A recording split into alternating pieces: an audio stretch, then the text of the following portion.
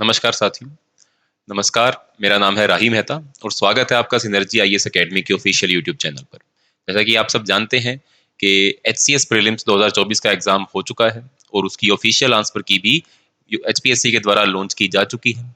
और बच्चे बार-बार डिमांड कर रहे हैं कि सर आप प्लीज़ इस पेपर को एक्सप्लेन कर दीजिए एक बार कि क्या-क्या इसमें क्वेश्चंस थे और किस प्रकार के क्वेश्चन पूछे गए, किस सब्जेक्ट के कितने क्वेश्चन पूछे गए। उसके लिए आपके लिए स्पेसिफिकली हम एक पूरी फुल लेंथ वीडियो प्लान कर रहे हैं।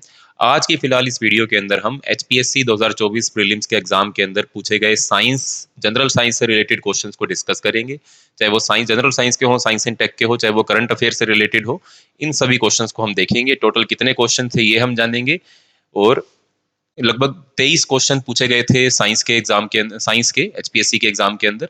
इन सभी क्वेश्चंस को सोल्व करेंगे और ऑफिशियल आंसर की के अकॉर्डिंग ही हम सोल्व करने की इसको कोशिश करेंगे।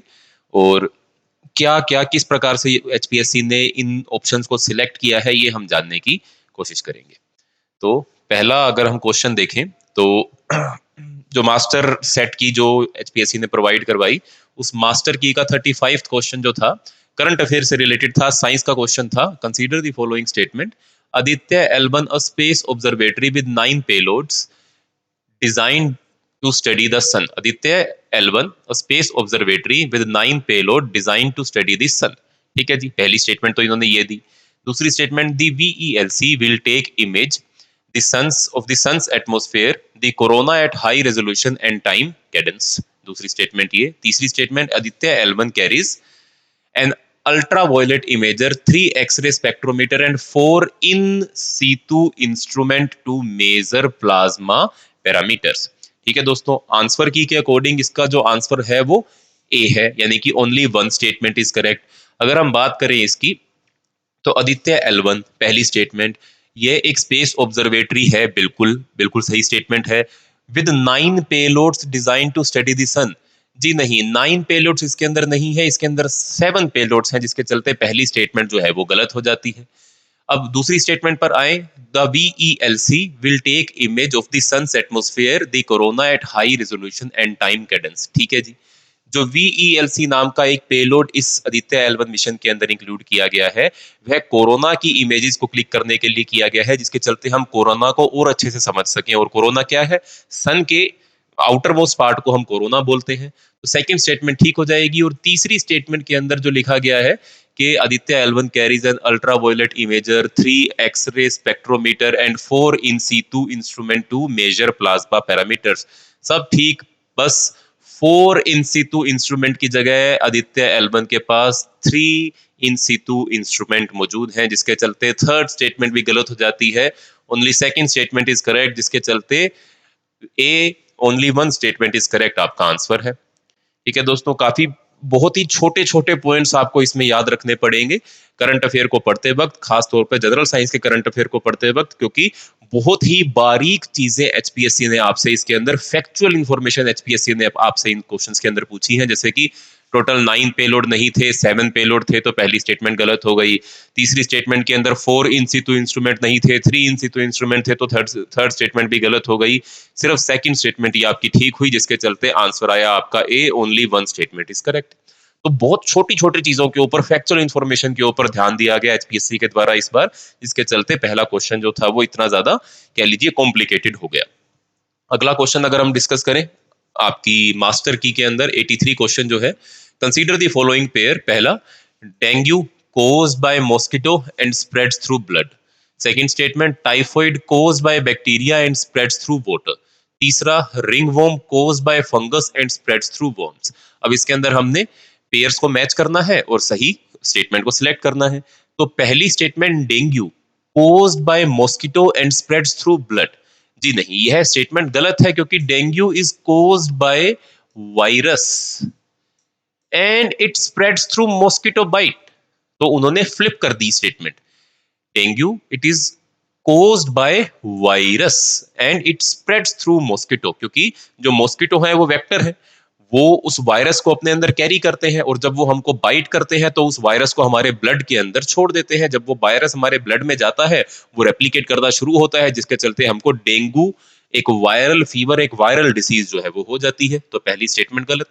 दूसरी statement typhoid, it is caused by bacteria and spreads through water. यह स्टेटमेंट बिल्कुल ठीक है, typhoid is a bacterial disease जो कि गंदे पानी से फैलती है। तीसरी statement ringworm, it is caused bye fungus and spreads through the worms. Yes, ringworm is caused bye fungus, but ये वर्म से नहीं फैलती है। बच्चों ने रिंगवॉर्म के नाम में वर्म देखा और इस स्टेटमेंट को भी टिक कर दिया और आंसर कुछ और वो टिक करके आ गए। तो नहीं दोस्तों, रिंगवॉर्म एक ऐसी बीमारी है जो पैरासिटी, जो फंगल डिसीज है, जो फंगस के कारण फैलती है और ये टच से फैलती है। फंगस के कारण आपको होगी, और अगर आपको हो रखी है और कोई इंसान आपके कांटेक्ट में आएगा, वो आपको टच करेगा, तो स्किन टू स्किन कांटेक्ट से ये बीमारी जो तो है वो फैलती है, जिसके चलते थर्ड स्टेटमेंट भी गलत हो गई। आंसर आ गया हमारा A, only one pair is correct. तो 83 का आंसर भी है ए। ठीक है, अगला स्टेटमेंट देखते हैं, अगली क्वेश्चन देखते हैं। Question number 84, consider the following statement regarding diabetes. ठीक है जी, पहली statement, it is caused by over secretion of insulin by the pancreas. जी नहीं, स्टेटमेंट गलत है। It is caused by under secretion of the insulin by the pancreas. Insulin कम secrete होगा तब हमको डायबिटीज नाम की बीमारी होगी। Second statement, the glucose level increases in the blood. Yes, जब हमारी बॉडी के अंदर इंसुलिन कम होगा तो बॉडी के अंदर ब्लड शुगर लेवल जो है वो कंट्रोल नहीं हो पाएगा, जिसके चलते ब्लड के अंदर शुगर लेवल या ब्लड के अंदर ग्लूकोज का लेवल जो है वो इंक्रीज कर जाएगा। अगला, the patient urinates frequently, loses weight and becomes lethargic. Yes, तीसरी स्टेटमेंट भी बिल्कुल ठीक है। जिसको डायबिटीज की दिक्कत होती है उसको ज्यादा यूरिनेशन की प्रॉब्लम होती है और उसको वेट लॉस की समस्या का भी सामना करना पड़ सकता है, और उसके साथ साथ वो लिथार्जिक यानी कि थका हुआ भी महसूस करता है। तो सेकंड और थर्ड स्टेटमेंट आर करेक्ट, जिसके चलते आंसर की के अंदर आपका बी आंसर दिया गया है। Only two statements are correct, पहली गलत है। आगे बढ़ते हैं, next, consider the following statement. The blood arteries have thick and rigid walls. Yes, blood arteries have thick and rigid walls. Second statement, arteries carry oxygen rich blood from heart to various body organs under high pressure. ठीक है दोस्तों, यह statement भी ठीक है, पहली statement भी ठीक है। The blood arteries have thick rigid walls. Yes, arteries का काम क्या है? हमारे हार्ट से ऑक्सीजनेटेड ब्लड को हमारे बॉडी ऑर्गन्स तक पहुंचाना। हार्ट को ऑक्सीजन रिच ब्लड पूरी बॉडी के अंदर पंप करना है, जिसके चलते उसको काफी हाई प्रेशर पर ब्लड को पंप करने की जरूरत होती है। जब कोई चीज हाई प्रेशर पर पंप की जाएगी तो जिस मीडियम के थ्रू, जिस कह लीजिए पाइप के थ्रू उसको पंप किया जा रहा है, वो पाइप के फटने का डर रहेगा। इसीलिए आर्टरीज जो है हमारी वो काफी थिक होती हैं, काफी रिजिड होती हैं, जिसके चलते जब हाई प्रेशर ब्लड उनके अंदर फ्लो करता है तो उनके फटने का खतरा कम होता है। दूसरी स्टेटमेंट जो है, it carries oxygen rich blood from heart to various body organs under high pressure. Yes, but इसमें एक एक्सेप्शन है जो कि है पल्मोनरी आर्टरी। पल्मोनरी आर्टरी जो है यह ऑक्सीजन रिच नहीं, डी ऑक्सीजनेटेड ब्लड को कैरी करती है, तो एक एक्सेप्शन हो गई। और आंसर की के अकॉर्डिंग इसका आंसर जो है वो बी दिया गया है। Both statement 1 and statement 2 are correct, but statement 2 is not the correct explanation for statement 1। Maybe उन्होंने इस पल्मोनरी आर्टरी के चलते सेकंड स्टेटमेंट को फर्स्ट स्टेटमेंट का करेक्ट एक्सप्लेनेशन नहीं माना है। पर ये क्वेश्चन हमने पिछली वीडियो के अंदर भी डिस्कस किया था। यह क्वेश्चन जो है वो ऑब्जेक्शन करने लायक क्वेश्चन है। इसका आंसर ए भी हो सकता है, पर आंसर की के अकॉर्डिंग इसका आंसर जो है वो बी दिया गया है। ठीक है दोस्तों, आगे बढ़ते हैं। Next is consider the following statement. Hydrogen is considered as clean automobile fuel for the future. Yes, बिल्कुल सही स्टेटमेंट है। हाइड्रोजन से चलने वाली गाड़ियां आ भी चुकी हैं, हाइड्रोजन से चलने वाली ट्रेन्स भी आ चुकी हैं, और हाइड्रोजन एक क्लीन फ्यूल है। इसमें वेस्ट प्रोडक्ट के रूप में ना तो कार्बन डाइऑक्साइड निकलता है जब हम हाइड्रोजन फ्यूल इस्तेमाल करते हैं, ना सल्फर डाइऑक्साइड निकलता है, ना मीथेन निकलता है। पानी एक वेस्ट के रूप में हाइड्रोजन फ्यूल व्हीकल्स के अंदर से बाहर निकलता है, जो कि बिल्कुल भी हमारे वातावरण के लिए खतरनाक नहीं है। वाटर निकल रहा है, पानी निकल रहा है, जो कतई खतरनाक नहीं है। Second statement, hydrogen is the most abundant element in the universe.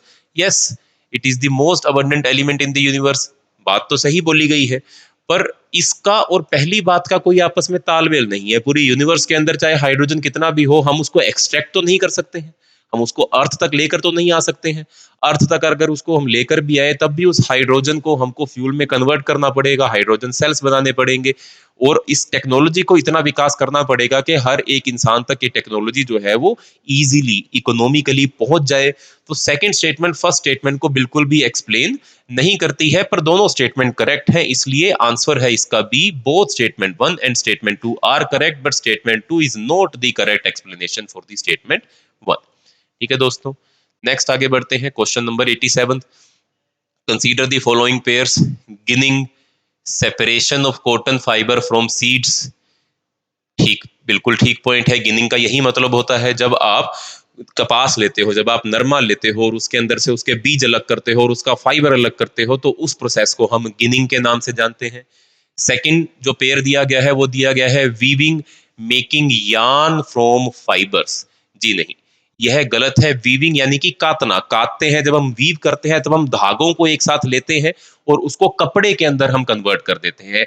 Making clothes from fibre is known as weaving. So second statement गलत है। मेकिंग यान, यान यानी कि धागा, धागे से हम वीव करके कपड़ा बनाते हैं, उसको हम वीविंग बोलते हैं। फाइबर से यार्न बनाना वीविंग नहीं कहलाता है। थर्ड स्टेटमेंट अगर हम देखें, polyester it melts on catching fire and sticks to the body. Yes, polyester is a type of plastic. जैसे अगर हम किसी प्लास्टिक के कपड़े को पहनकर रखें और बहुत ही गर्म इलाके में या किसी आग के पास हम चले जाएं, तो वो जो पोलिएस्टर है वो आग नहीं पकड़ेगा, पर वो मेल्ट करके हमारी बॉडी के ऊपर चिपक जाएगा, जिससे हमारी बॉडी के ऊपर सीवियर बर्न के रैशेस पड़ने की आशंका हो सकती है, खतरा हो सकता है। ठीक है दोस्तों, तो पोलिएस्टर थर्ड स्टेटमेंट भी ठीक है, सेकंड ही गलत है। तो फर्स्ट एंड 3 आर करेक्ट, यानी कि आंसर आ जाएगा इसका बी, बी ओनली 2 पेयर्स, और आंसर की के अंदर भी यही आंसर आपको दिया गया है। आगे बढ़ते हैं नेक्स्ट स्टेटमेंट पर, नेक्स्ट क्वेश्चन पर। Consider the following statement, the effect of ant bite can be neutralised by rubbing calamine solution. ठीक है दोस्तों, बायो का क्वेश्चन है। एंट बाइट, एंट बाइट जब आपको चींटी काटती है तो आपकी बॉडी के अंदर मिथेनोइक एसिड जो है वो सिक्रीट होता है, एसिड सिक्रीट होता है। अगर एसिड हमारी बॉडी के अंदर आएगा या एसिड कहीं भी मौजूद होगा, उसको अगर हमको न्यूट्रलाइज करना होगा, उसके इफेक्ट को न्यूट्रलाइज करना होगा, तो हमको उसके अंदर बेस ऐड करना होगा। Acid plus base is equal to neutralisation reaction, दोनों की पावर लॉस हो जाएंगी। जो एसिड होगा वो H प्लस आयंस रिलीज करेगा और जो बेस होगा वो OH नेगेटिव आयंस रिलीज करेगा। ये दोनों आपस में जुड़ जाएंगे और क्या बन जाएगा, H2O। इसको हम न्यूट्रलाइजेशन रिएक्शन बोलते हैं। प्लस साथ में एक सोल्ट का भी फॉर्मेशन होगा। ठीक है दोस्तों, बायो और केमिस्ट्री दोनों को मिक्स कर रखा है इस क्वेश्चन के अंदर। तो ant bite can be neutralised by rubbing calamine solution. तो एंट बाइट को हम जानते हैं कि किसी बेसिक सॉल्यूशन के इस्तेमाल से हम न्यूट्रलाइज कर सकते हैं। अब कैलामाइन सॉल्यूशन क्या है? सेकंड स्टेटमेंट के अंदर यह दिया हुआ है, calamine solution contains zinc carbonate which is basic in nature. Yes, calamine solution ये भी आपकी एनसीईआरटी के अंदर मेंशन है। जिंक कार्बोनेट इसके अंदर मौजूद होता है, यह बेसिक इन नेचर होता है। इसका मतलब अगर हम चींटी हमको काट जाए, हमारी बॉडी के अंदर मिथेनोइक एसिड वो रिलीज कर दे, उसको न्यूट्रलाइज करने के लिए अगर मैं कैलामाइन सॉल्यूशन से अपने वहां पर जहां पर मुझे चींटी ने काटा है उसको धो दूंगा, तो मेरी जो जो दर्द हो रहा होगा, जो इचिंग हो रही होगी, वो दूर हो जाएगी।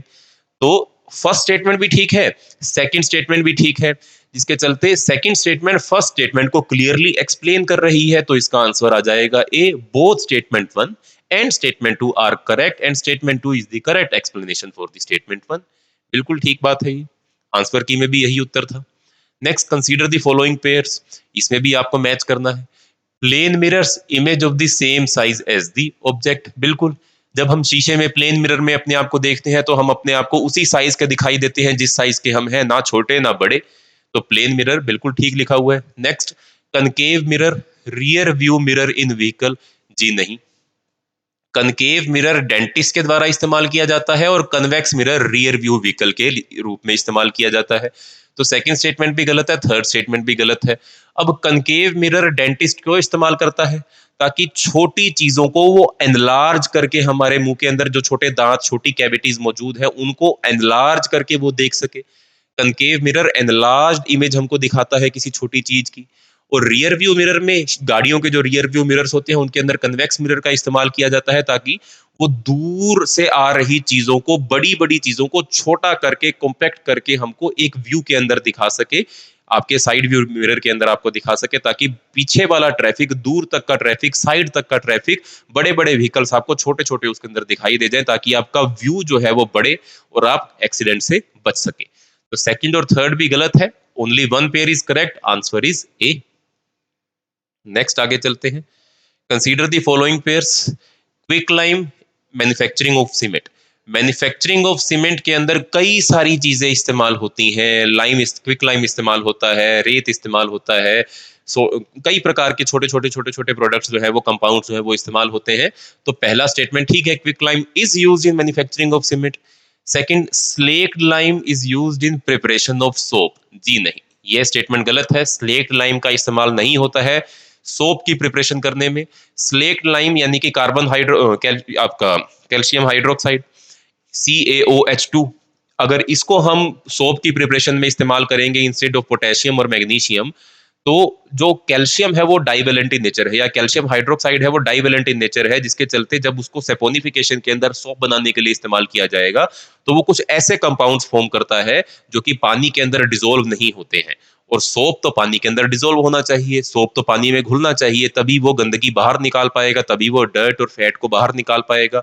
तो इसलिए स्लेक्ड लाइम का सोप प्रिपरेशन के अंदर हम इस्तेमाल नहीं करते हैं।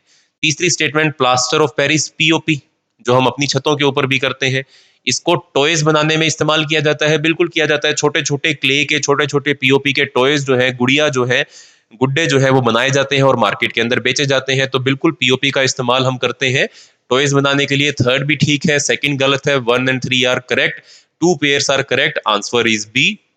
ठीक है दोस्तों, आगे बढ़ते हैं नेक्स्ट क्वेश्चन पर।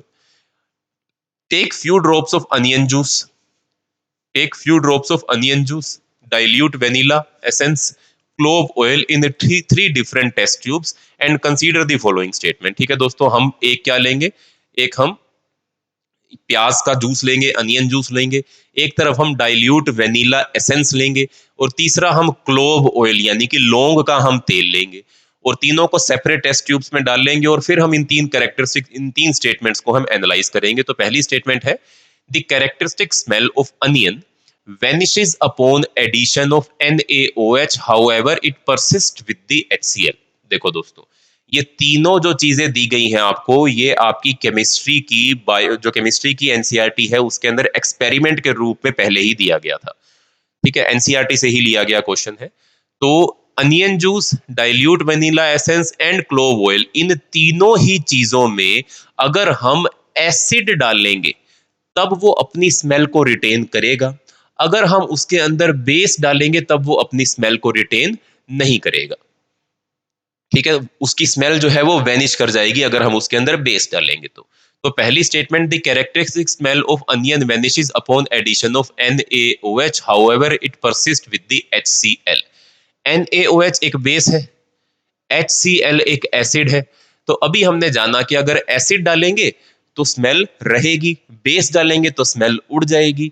तो पहली स्टेटमेंट करेक्ट स्टेटमेंट हो गई, क्योंकि हमने अनियन जूस में क्या डाला, हमने NaOH डाला तो उसकी स्मेल वैनिश हो गई, और जब हमने उसके अंदर HCl डाला तो स्मेल उसकी परसिस्ट रही। बिल्कुल सही स्टेटमेंट लिखी गई है, करेक्ट है। Second statement, the characteristic smell of vanilla is lost upon addition of HCl, however it persists with NaOH। इसमें इन्होंने स्टेटमेंट को उल्टा कर दिया। अब ये कह रहे हैं कि एसिड डालने पर स्मेल वैनिश कर गई और बेस डालने पर स्मेल जो है वो परसिस्ट कर गई, जबकि इसका उल्टा होना चाहिए। तो सेकंड स्टेटमेंट इज रॉन्ग। तीसरा, the characteristic smell of clove oil is lost upon addition of NaOH in it. Yes, base डालेंगे तो स्मेल जो है वो खत्म हो ही जाएगी। तो आपकी जो स्टेटमेंट थर्ड है यह करेक्ट स्टेटमेंट है। तो फर्स्ट भी करेक्ट है, थर्ड भी करेक्ट है, सेकंड गलत है, 2 स्टेटमेंट्स करेक्ट है, तो आंसर आ जाएगा आपका B. Only 2 statements are correct. Next, consider the following statement, when pH of rain water lies in the range of 6 to 7 it is called acid rain। जी नहीं, pH अगर rain water का 6 to 7 होगा तब उसे acid rain नहीं करेंगे, जब उसका pH 5.6 से नीचे जाएगा तब हम उसको एसिड रेन बोलेंगे। तो पहली स्टेटमेंट गलत हो गई। दूसरा, tooth enamel starts to corrode when pH of mouth is greater than 7।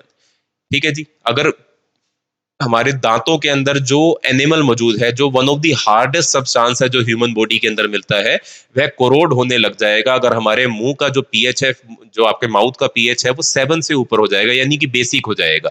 यह स्टेटमेंट गलत है, क्योंकि एनिमल कोरोड तब होता है जब हमारे माउथ का जो मीडियम है वो बेसिक की जगह एसिडिक होना स्टार्ट हो जाता है। इसलिए जो टूथपेस्ट का हम इस्तेमाल करते हैं वो बेसिक इन करेक्टर होती है। मुंह एसिडिक, खाना खाने से एसिड जनरेट होता है हमारे मुंह के अंदर। जब हम पेस्ट करते हैं तो वो बेसिक की नेचर होती है। एसिड और बेस मिलते हैं, न्यूट्रलाइज हो जाते हैं आपस में, जिसके चलते पेस्ट करना काफी जरूरत होता है। नहीं तो एसिडिक मीडियम अगर हमारे मुंह के अंदर रहेगा तो उससे हमारे दांत जो है वो कोरोड होना, दांतों के अंदर मौजूद एनिमल वो कोरोड होना स्टार्ट हो जाएगा। तो सेकंड स्टेटमेंट भी गलत है। Third, under acidic conditions farmer would treat the soil with quick lime. बिल्कुल, अगर सॉइल हमारी एसिडिक हो जाएगी तब हम सॉइल की ट्रीटमेंट करने के लिए या तो उसके अंदर क्विक लाइम डालते हैं या फिर उसके अंदर हम जिप्सम ऐड करते हैं। दोनों ही बेसिक इन नेचर है। जब ये बेस और एसिडिक सॉइल आपस में मिलेगी तो सॉइल का जो पीएच मीडियम है वो न्यूट्रलाइज हो जाएगा, सॉइल जो है वो खेती करने के लिए उपयुक्त हो जाएगी। तो under acidic condition farmer would treat the soil with quick lime, बिल्कुल सही स्टेटमेंट। दो स्टेटमेंट गलत, तीसरी स्टेटमेंट ठीक, यानी कि only one statement is correct, और 92 का आंसर है आपका ए। नेक्स्ट आगे बढ़ते हैं। Consider the following statement, alkali is a base that dissolve in water. Yes, very basic chemistry. Alkali उस बेस का नाम है जो पानी के अंदर डिसॉल्व हो जाता है। Next, CaOH2 is an example of alkali. Yes, it is an example of alkali, very basic chemistry, NCERT के अंदर ही दिया हुआ है। तीसरा, dissolution of A base in water is an exothermic reaction, is an exothermic process. यह भी ठीक है। ठीक है दोस्तों, चाहे हम बेस और पानी को आपस में ऐड करें, चाहे हम एसिड और पानी को आपस में ऐड करें, दोनों ही रिएक्शन एक्सोथर्मिक रिएक्शन होती है, यानी कि वो रिएक्शन जो हीट प्रोड्यूस करती है, जो हीट प्रोड्यूस करती हैं वो रिएक्शन एक्सोथर्मिक रिएक्शन होती है। जो हीट कंज्यूम करती हैं वो एंडोथर्मिक रिएक्शन होती हैं। तो चाहे बेस पानी में ऐड कर लो, चाहे एसिड पानी में ऐड कर लो, दोनों ही केस में एक्सोथर्मिक प्रोसेस होगा, एक्सोथर्मिक रिएक्शन होगी। तीनों स्टेटमेंट ही ठीक है। सो आंसर इसका आ जाएगा, all three statements are correct, answer आ जाएगा सी।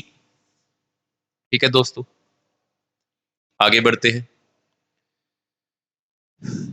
Consider the following pairs, acid left by bee sting of honey bee, HCl। जी नहीं, बी जब हमको काटती है तब उससे HCl नहीं, आपका फॉर्मिक एसिड रिलीज होता है बॉडी के अंदर। Acid left by bee sting of honey bee is HCl नहीं, HCl नहीं है, फॉर्मिक एसिड। अगला, second, atmosphere of Venus H2SO4, बिल्कुल सही स्टेटमेंट है। एटमॉस्फेयर जो है वो वीनस का वो सल्फ्यूरिक एसिड से भरा हुआ है। 6 क्लास की एनसीईआरटी के अंदर ये बात लिखी गई है, atmosphere of Venus is full of H2SO4। और तीसरा, antacid, it contains methanoic acid. जी नहीं, एंटासिड के अंदर मिथेनोइक एसिड नहीं होता है, एंटासिड के अंदर होता है कोई ना कोई बेस, जैसे कि मैग्नीशियम कार्बोनेट होता है, उसके अंदर मिल्क ऑफ मैग्नीशिया जिसको हम बोलते हैं। एंटासिड जो है वो हमारे पेट की एसिडिटी को कम करने के लिए इस्तेमाल किया जाता है। जब हम एंटासिड को कंज्यूम करते हैं तो हमारे पेट में मौजूद जो एक्स्ट्रा एसिड है वो बेस के आने से न्यूट्रलाइज हो जाता है और हमारी एसिडिटी जो है वो दूर हो जाती है। तो first is wrong, third is wrong, only second is correct, तो आंसर आ जाएगा इसका ए। ठीक है दोस्तों, only one pair is correct.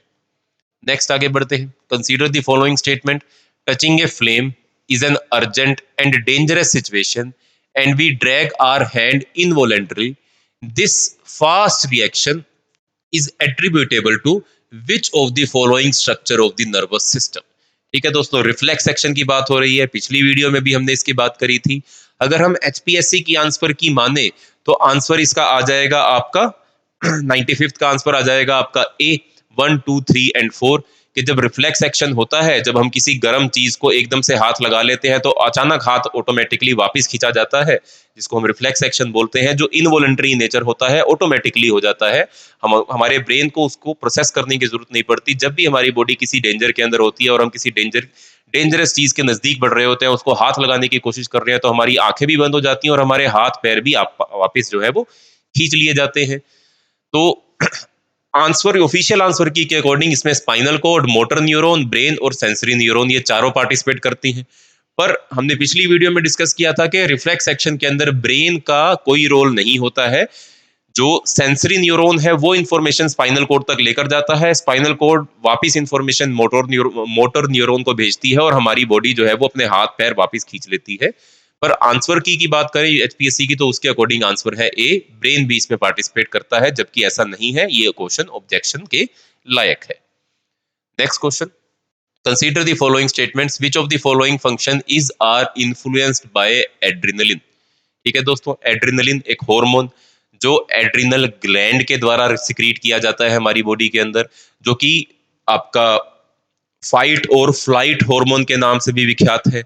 जब एड्रेनलिन हमारी बॉडी में रिलीज होता है तो हमारी हार्ट बीट इंक्रीज कर जाती है, और हार्ट बीट इंक्रीज कर जाती है जिसके साथ साथ more oxygen supply to muscle, बिल्कुल ऑक्सीजन की सप्लाई जो है वो हमारी बॉडी के अंदर इंक्रीज कर जाती है।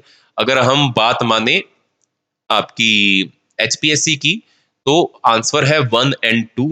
बट जब एड्रेनलिन हमारी बॉडी के अंदर रिलीज होता है तब हमारी बॉडी को मसल्स को ज्यादा पावर पहुंचानी है, मसल्स को ज्यादा एनर्जी पहुंचानी है, ताकि या तो वो लड़ सके या वो भाग सके, जिसके चलते increase supply of blood to the digestive system. Digestive system की तरफ ब्लड सप्लाई नहीं, मसल्स की तरफ ब्लड सप्लाई जो है वो इंक्रीज कर जाती है। इसके चलते थर्ड स्टेटमेंट भी ठीक होनी चाहिए। और अगला, ब्रीथिंग रेट डिक्लाइंस, ये तो बिल्कुल ही गलत स्टेटमेंट है। ब्रीथिंग रेट इंक्रीजेस, क्योंकि ज्यादा ऑक्सीजन की जरूरत है, हमारी बॉडी को ज्यादा एनर्जी प्रोड्यूस करनी है, ज्यादा काम करना है। जब आप किसी डेंजरस सिचुएशन के अंदर हो, फाइट और फ्लाइट की सिचुएशन के अंदर आप हो, तो ब्रीथिंग रेट कम नहीं होगा, ब्रीथिंग रेट बढ़ जाएगा। तो थर्ड स्टेटमेंट को लेकर कंफ्यूजन है, बट ऑब्जेक्शन के लायक है ये भी क्वेश्चन। यूपीएससी एचपीएससी की आंसर की के अकॉर्डिंग इसका आंसर है बी, और बाकी डाउट के अकॉर्डिंग इसका आंसर होना चाहिए सी। ठीक है दोस्तों, आगे बढ़ते हैं। Next, consider the following statement, anaerobic breakdown of glucose in cells results in formation of which of the following compounds. ठीक है दोस्तों, 97 क्वेश्चन। अगर हम आंसर की माने तो इसका आंसर है आपका 2 और 3, lactic acid and carbon dioxide. तो अनएरोबिक ब्रेकडाउन ग्लूकोज का जब भी सेल्स के अंदर होगा, कौन से सेल्स के अंदर होगा यह मेंशन नहीं किया गया, पहली बात तो। खैर छोड़ो, एचपीएससी का बनाया हुआ क्वेश्चन है, हम इसके ऊपर कोई ज्यादा सवाल जवाब नहीं करेंगे। Anaerobic breakdown of glucose in cells result in formation of which of the following compounds, तो लैक्टिक एसिड बिल्कुल बनता है। और जब अनएरोबिक ब्रेकडाउन होगा तो ऑक्सीजन तो बनने से रही, ऑक्सीजन की कमी के अंदर कोई रिएक्शन हो रही है तो ऑब्वियसली कार्बन डाइऑक्साइड प्रोड्यूस होगा।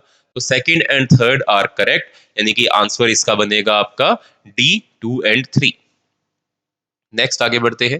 Consider the following statement, during urine formation which of the following substances are selectively reabsorb from the initial filtrate. तो salts and water, these two substances, ये यूरिन फॉर्मेशन के दौरान, globular filtration के दौरान वापस हमारी body जो है वो रीअब्सॉर्ब कर लेती है, किडनी रीअब्सॉर्ब कर लेती है। तो आंसर की के अकॉर्डिंग इसका आंसर है बी, पर ये भी हमने पिछली वीडियो के अंदर डिस्कस किया था कि ये भी डाउटफुल क्वेश्चन है। इसका आंसर हो सकता है 1, 2, 3 और 4, बट आंसर की के अकॉर्डिंग इसका आंसर हम बी मानकर चलेंगे, 3 और 4। Next, which of the following plant hormones helps in promoting growth in plants. ठीक है दोस्तों, यह भी डाउटफुल क्वेश्चन है। इसका आंसर एचपीएससी ने दिया है डी, यानी कि 1 ओनली, यानी कि सिर्फ ऑक्सिन्स एक ऐसा हार्मोन है जो प्लांट ग्रोथ को प्रमोट करता है, जबकि auxins, गिबरलिन्स, cytokinin and abscisic acid, ये चारों ही हार्मोन जो है ये प्लांट ग्रोथ को प्रमोट करते हैं। तो आंसर इसका ए होना चाहिए, बट आंसर की के अकॉर्डिंग इसका आंसर दिया हुआ है डी, 1 ओनली। तो हम इसी को ही मान लेते हैं, क्योंकि एचपीएससी जब तक हम उसको ऑब्जेक्शन भेजेंगे नहीं, ऑब्जेक्शन वो सिलेक्ट नहीं करेंगे, एक्सेप्ट नहीं करेंगे, तब तक हमको इसी ही आंसर को करेक्ट मानकर चलना पड़ेगा, भले ही एक्चुअली में कुछ भी सही क्यों ना हो। Last question is, the length of the small intestine differs in various animals depending on the food they eat. Yes, small intestine, जहाँ पर मेजर जो डाइजेशन है हमारे फूड इनटेक की जो होती है, स्मॉल इंटेस्टाइन में ही होती है, और उसकी लेंथ डिपेंड करती है उसकी लेंथ डिपेंड करती है एनिमल के ऊपर, कौन सा खाना एनिमल खाता है उसके ऊपर। बिल्कुल ठीक है ये। अगर एनिमल हर्बीवोर होगा, वो ज़्यादा सेल्यूलोसिक चीज़ें खाएगा, घास खाएगा, चारा खाएगा, तो उसको डाइजेस्ट करने में हमारी बॉडी को ज़्यादा टाइम लगता है। तो स्मॉल इंटेस्टाइन ज़्यादा लंबी होनी चाहिए ताकि उस सेल्यूलोज से सारे न्यूट्रिशन जो है वो हमारी बॉडी एब्जॉर्ब कर पाए। तो पहली स्टेटमेंट ठीक है। Second statement, herbivores need a longer small intestine to allow the cellulose to be digested. Yes, second statement is also correct. तो second statement is the second statement is correct, first statement is correct, answer आ जाएगा A, both statements are correct. ये बहुत easy question था। तो दोस्तों, ये थे सारे general science, science and tech के क्वेश्चन जो एचपीएससी प्रीलिम्स 2024 के एग्जाम के अंदर पूछे गए थे। और इसी के साथ ही हम बाकी सभी सब्जेक्ट्स के एक्सप्लेनेशन भी आपके सामने लेकर आएंगे, beat history, beat polity, beat geography. तो आप अगर सारे पेपर को एनालिसिस, सारे क्वेश्चंस की एक्सप्लेनेशन को अच्छे से देखना चाहते हैं तो चैनल को सब्सक्राइब जरूर कर लीजिएगा। और अगर ये वीडियो आपको अच्छी लगे तो आप इस चैनल को क्या कहते हैं, वीडियो को लाइक जरूर कीजिएगा, कमेंट जरूर कीजिएगा और हमारे टेलीग्राम चैनल को भी जरूर ज्वाइन कर लीजिएगा। मिलते हैं नेक्स्ट वीडियो के अंदर, तब तक के लिए नमस्कार, धन्यवाद।